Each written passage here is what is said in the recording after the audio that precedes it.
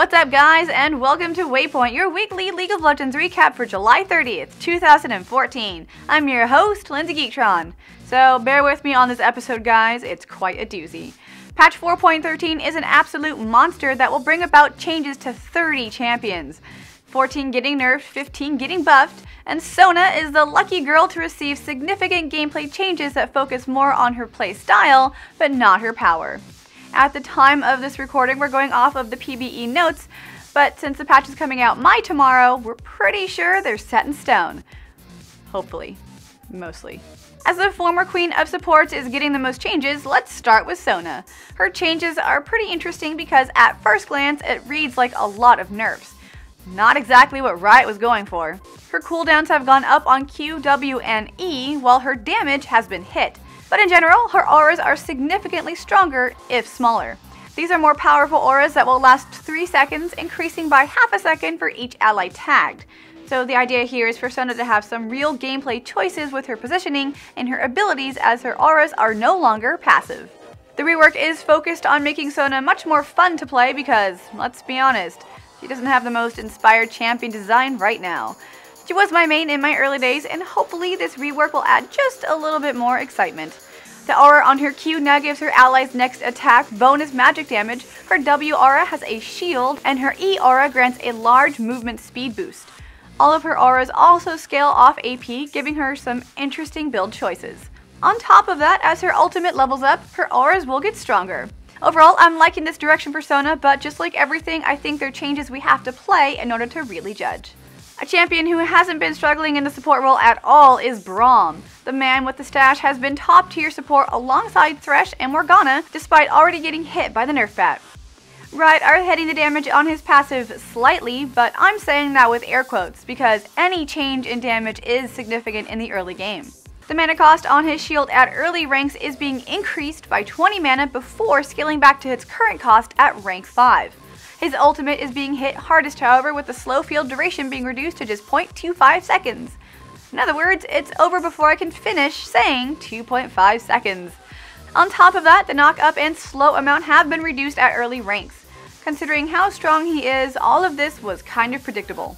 Rito, please. The Spider Queen needs no introduction, mainly because she's the only spider in the game. The missile width of her stun is being reduced from 70 to 55.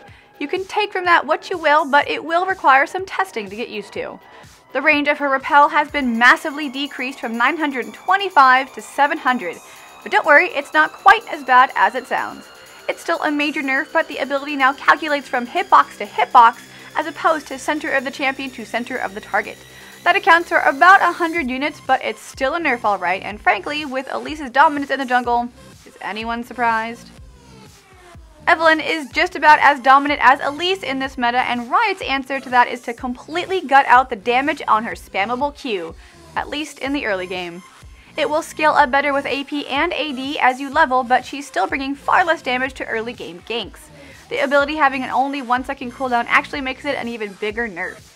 Instead of just losing that damage on one ability used one time in a gank, you're losing the damage multiple times.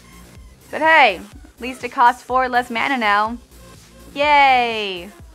Lucian rounds out the trio of junglers that seem to be keeping all the others down right now, and his nerfs are also pretty significant.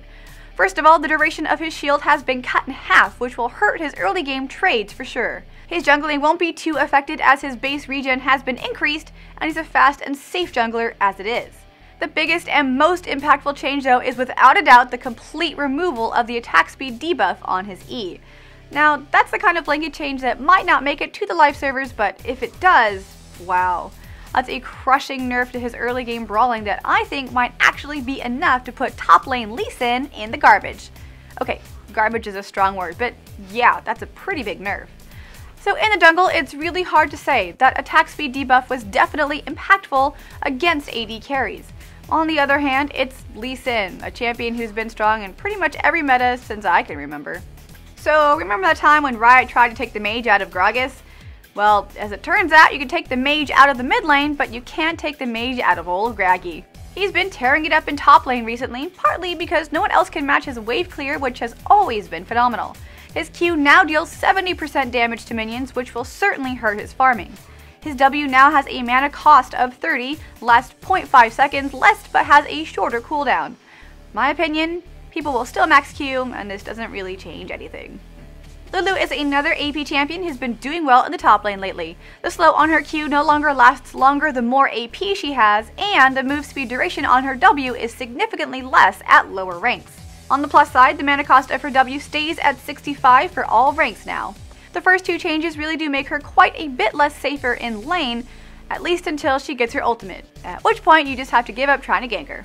Ziggs is super fun to play and super annoying to play against. He has a lot of strengths with his AoE damage, amazing farming, long range, safety, and a semi-global ability that can clear lanes across the map. It's his ultimate that's being hit in this patch. It will now stay at a 120-second cooldown at all ranks instead of scaling down to 90 at level 16. That's a massive nerf to his late game anti-siege ability and will make blue buff even more important for this little yordle. Lux is a champion that, now that I actually think about it, really shares a lot of Ziggs' strengths, and yet she doesn't see half as much play. To try and bring her back into the meta, Riot are actually giving her what I think is a massive buff. The base damage on her passive is being slightly nerfed, but it's being given a 0.2 AP ratio. Lux's passive already does good damage, having it scale with AP effectively gives her a 5th ability.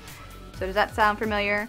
Orianna has a very similar passive that also has AP scaling, and we all know how hard Orianna's auto attacks can hit. Kog'Maw's a late game monster that hasn't been having too much trouble in the early game, so he's getting some nerfs. His base HP has been hit, although his HP per level will more than make up for it. And the magic resist and armor shred on his Q has been hit pretty hard, which basically means he can't do true damage in lane. Until he dies, that is. Tristana's in a similar spot to Kog'Maw and is receiving similar treatment. The slow duration on her W has been reduced until max level, where it's actually more powerful than now. While the damage over time on her explosive shot has been hit really hard at early ranks, which honestly is long overdue. It was one of the most powerful level 1 abilities in the game at 160 damage. It's still a great ability, and this won't keep Tristana down. Lucian, on the other hand, isn't a late game monster, he's just a good all-rounder. Riot nerfed him in 4.12 to try and make him less of a safe pick, and ended up increasing his win rate percentage by 5%. Golf clap. Now, hopefully, we can bring that percentage back in line with the removal of the slow removal on his dash. Its cooldown is also being increased by 4 seconds. Personally, I just hope Lucian players get really lucky this week and his win rate goes up again so we can keep making fun of Riot. GG balance team. League of Legends is an awesome game set in an amazing fantasy world. But if you're in the mood for something a little bit more sci-fi with lasers and spaceships and hoverboards, then boy do I have the game for you. Wildstar is a AAA sci-fi MMORPG with ludicrous amounts of content and a ton of features. It's got everything from an in-depth housing system to massive PvP war plots to incredible raids and dungeons. Best of all, at its core, Wildstar is a fast-paced, exciting game with action combat revolving around positioning, dodging, and quick thinking. The telegraph system makes sure you know exactly where you're shooting and what's shooting at you. And if you think that makes the game sound easy, just try it. You couldn't be more wrong. Seriously guys, did I mention the hoverboards? They're kind of the greatest.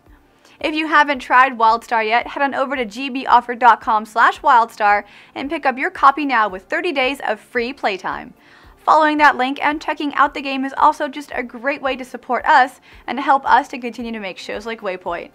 That URL again is gboffer.com/wildstar.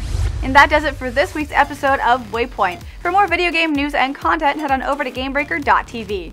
Be sure to check back every week for the latest League of Legends news. So if you enjoyed this video, please like and comment below to help us reach more people. And if you want more League of Legends content recaps and updates, be sure to subscribe to our YouTube channel, LolNation TV. I'm Lindsay Geektron. You can follow me on Twitter at Lindsay Geektron. Thanks everyone so much for watching, and I'll see you guys at the next Waypoint. Gamebreaker TV.